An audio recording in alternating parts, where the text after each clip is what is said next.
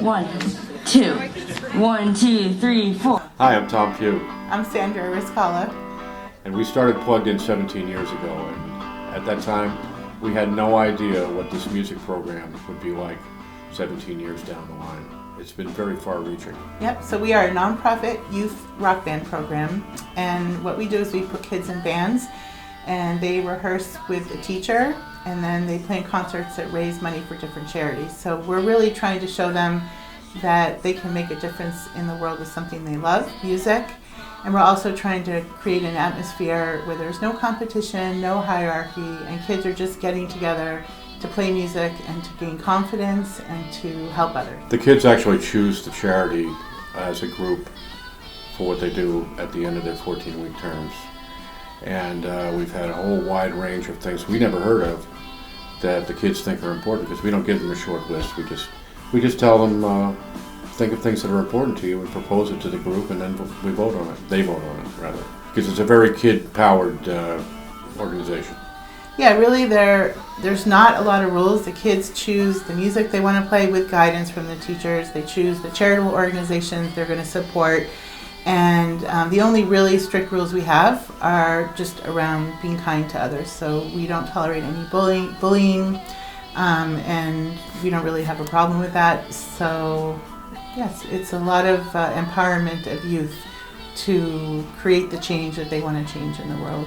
And also by having the concerts be charitable concerts, and by having a real diverse type of student body, kids with special needs, neurotypical kids, that there's a lot of acceptance. And it's not just acceptance for others, it's acceptance for themselves, and we tell them to be perfectly imperfect and to love themselves the way they are. And it's amazing when you take all that pressure off, kids tend to really self-motivate and achieve in ways that they might not have been able to when there was so much external pressure. So how it works is we have a fall session and a spring session, and those are 14 weeks, and students are placed in a band, and we group them based on their skill level, the music they like, their personality, and their schedule. And we group them in a band of somewhere between 3 and 6 students and a teacher.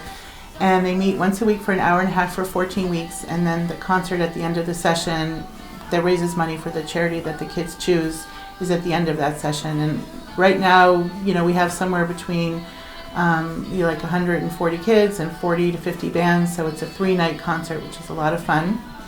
And then we also have 2-week summer camps that are kind of like a condensed version of the fall and the spring session. But in addition to the band class, each group writes an original song. They do a little music video. We go street performing in Harvard Square to raise money for the charity, and we also have a concert. We also have workshops throughout the year, songwriting, recording, different pop-up workshops. We do a lot of performances in the community, so kids, again, it's all volunteer. If kids want to do it, they can, but there's no pressure to perform in these community performances, whether it's the street fair or the New Year's Needham, 4th of July. We perform at other nonprofits like Best Buddies, and anything that comes up, we're always up to help others. We also offer private lessons in guitar, bass, keyboard, drums, and vocals, and we have online registration for that. We've been going for 17 years now, and so it's really quite amazing how many kids that we still stay connected with. And we've had kids who go to college and come back and volunteer with us. Kids in high school volunteer to be parts of bands and help other kids who need a boost.